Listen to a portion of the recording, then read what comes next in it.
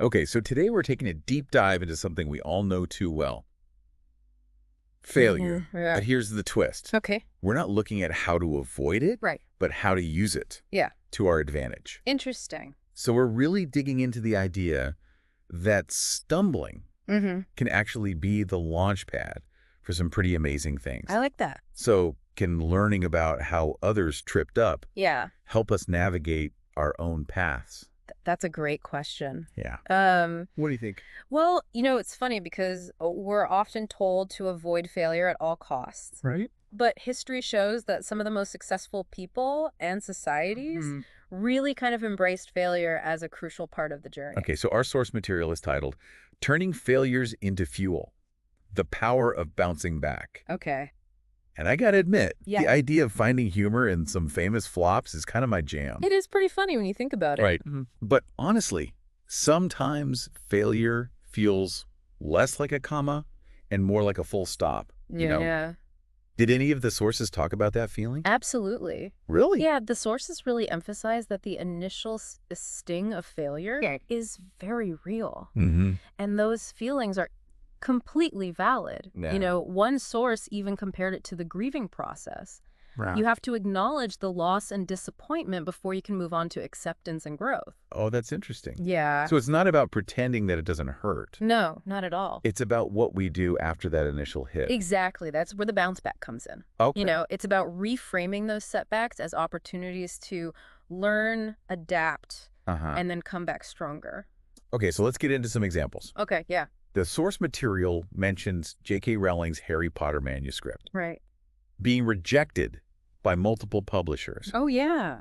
Can you imagine the publishing world Oh, my if goodness. she had just given up? Have you ever felt that kind of rejection in your own life where you felt like your work wasn't good enough? I think everybody has at some point. Yeah. Early in my career. Yeah. I definitely had some setbacks and rejections. Huh. Projects that I thought were great didn't get picked up. Right. Articles that I poured my heart into got rejected. Yeah. And it's tough, It It's is. to make you question yourself and your abilities. What did you do? Well, what's interesting about Rowling's story is that she didn't just keep sending out the same manuscript. Right. She used those rejections to refine her writing, to really hone her craft. Yeah.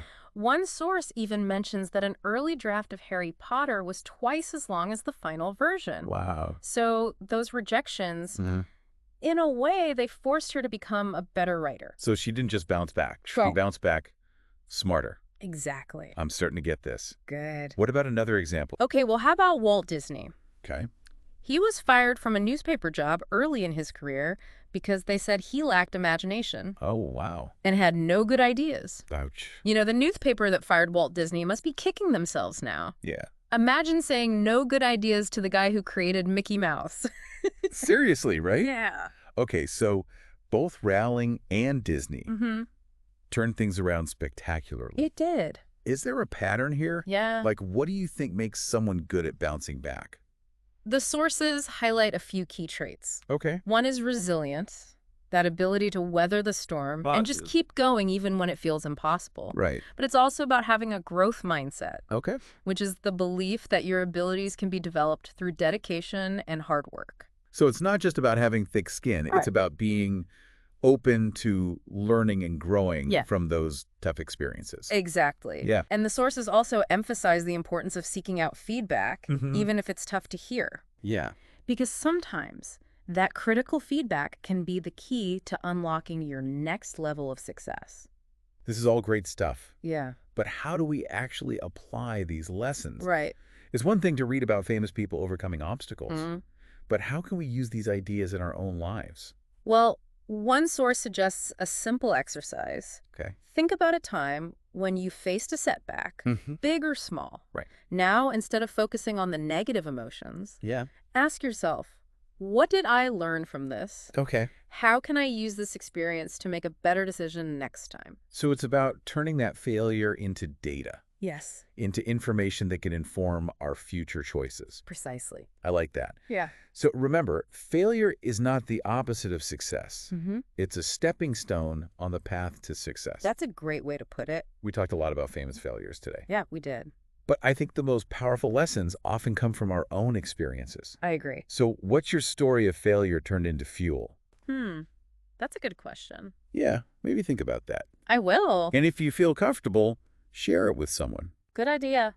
You might be surprised how much it can inspire them. Definitely. That's it for our deep dive today. Thanks for having me. See you next time. See you later.